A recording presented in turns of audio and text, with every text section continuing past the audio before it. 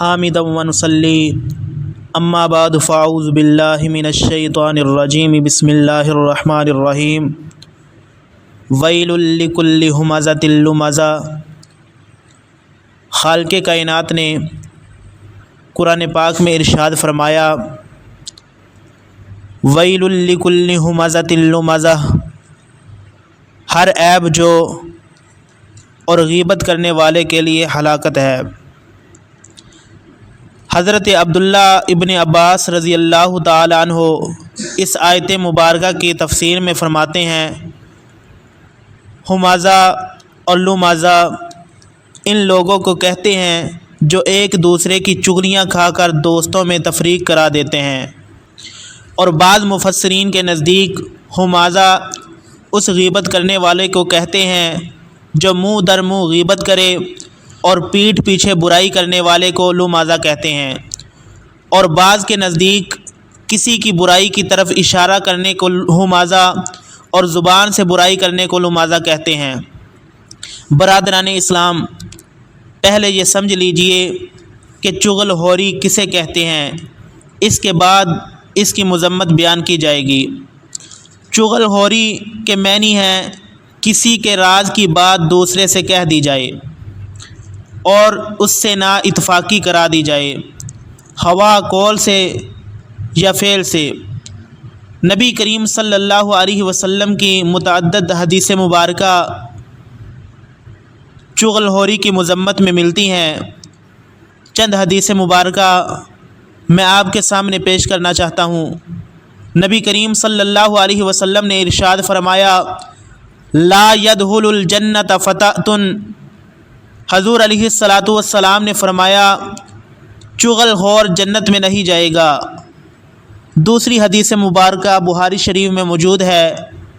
کہ امام الانبیاء تاجدار مدینہ صلی اللہ علیہ وسلم نے ارشاد فرمایا تجدون شر الناس یوم القیامۃ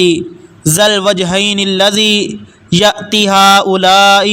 بوجہہ وہؤلاء بوجہہ۔ امام الانبیاء صلی اللہ علیہ وسلم نے فرمایا سب سے زیادہ برا قیامت کے دن اس کو پاؤ گے کہ جو ذو الوجہین ہو، یعنی دو روحا آدمی، کہ ان سے ایک منہ سے آتا ہے اور ان کے بعد دوسرے منہ سے آتا ہے۔ امام الانبیاء صلی اللہ علیہ وسلم نے ارشاد فرمایا جو شخص دنیا میں دو روحا ہوگا، قیامت کے روز آگ کی زبان اس کے لیے ہوگی، اور ابو داؤد کی حدیث مبارکہ میں موجود ہے کہ اس کے لیے دو زبانیں آگ کی ہوں گی۔ اور ایک حدیث مبارکہ کا مفہوم یہ ہے اللہ تعالیٰ کے نیک بندے وہ ہیں کہ ان کے دیکھنے سے خدا یاد آ جائے، اور اللہ تعالیٰ کے برے بندے وہ ہیں جو چغلی کھاتے ہیں، دوستوں میں جدائی ڈالتے ہیں، اور جو شخص جرم سے بری ہے اس پر تکلیف ڈالنا چاہتے ہیں۔ ان ارشادات عالیہ سے ثابت ہوتا ہے کہ چغل خور بہت ہی برا ہے۔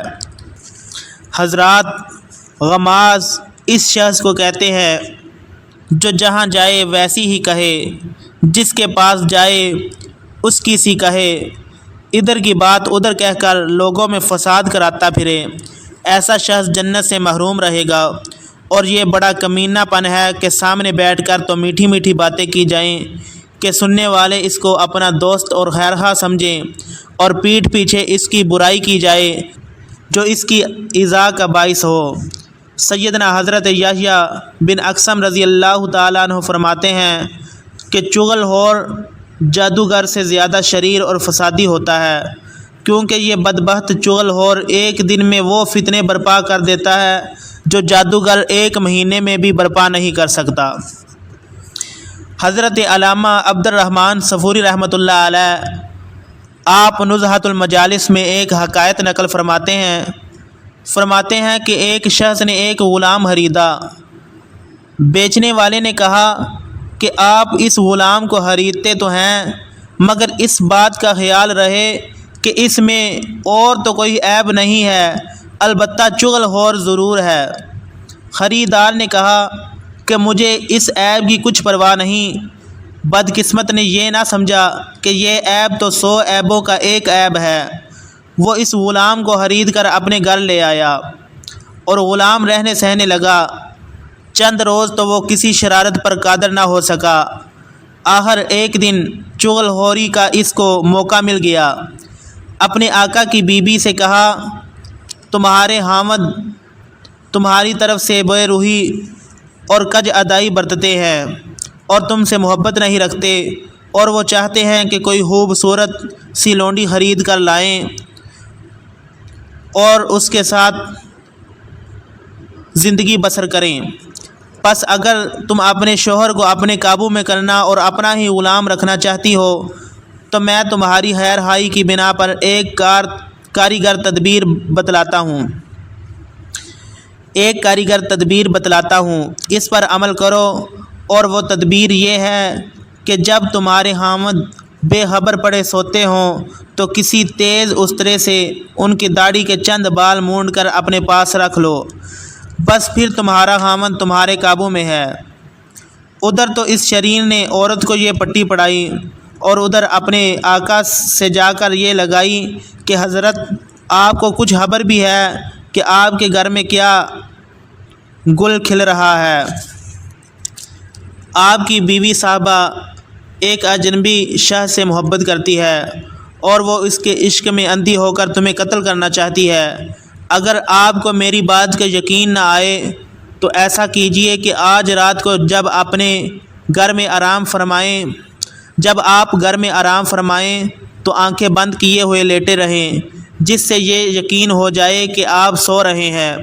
پھر دیکھیے کہ میری بات میں صداقت کیوں کر ظاہر ہوتی ہے۔ چنانچہ یہ شخص رات کو گھر جا کر اسی طرح لیٹا رہا اور ادھر وہ عورت اسی طرح استرا لے کر بال مونڈنے کے لیے موقع کی ہی طاق میں تھی۔ وہ جیسے ہی نزدیک آئی تو خاوند کو یقین ہو گیا کہ بے شک میرے غلام کی بات سچی ہے اور یہ واقعہ مجھے قتل کرنا چاہتی ہے، اور اس نے اچک کر عورت کے ہاتھ سے استرا چھین لیا اور اسی وقت اس عورت کو قتل کر دیا۔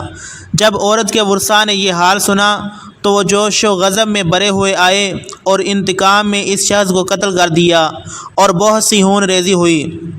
دیکھا آپ نے کہ جس عیب کی اس شخص نے پرواہ نہ کی تھی، اس نے کیا غضب ڈھایا، اور چغل خور انسان کس قدر نقصان دہ اور خطرناک ہوتا ہے۔ سرکار مدینہ صلی اللہ علیہ وسلم کا ارشاد مبارکہ ہے کہ جو شخص اپنے مسلمان بھائی کی عزت آبرو بچائے گا، اللہ تبارک و تعالیٰ قیامت کے دن اس کے منہ کو دوزخ کی آگ سے بچائے گا، اور جو شخص اپنی دینی بھائی کی آبرو کی نگہداشت کرے گا، قیامت کے روز اللہ تبارک و تعالیٰ اس کے پاس ایک فرشتہ بھیجے گا کہ جو دوزخ کی آگ سے اس کی حفاظت کرے گا۔ سیدنا حضرت کعب رضی اللہ تعالیٰ عنہ فرماتے ہیں، لوگوں چغل خوری سے بچو، کیونکہ چغل خور کبھی عذاب قبر سے راحت نہیں پا سکتا۔ نیز سیدنا حضرت حسن بصری نے فرمایا کہ جو شخص دوسروں کی بات تیرے پاس نقل کرتا ہے وہ تیری بات بھی دوسروں کی طرف نقل کرے گا۔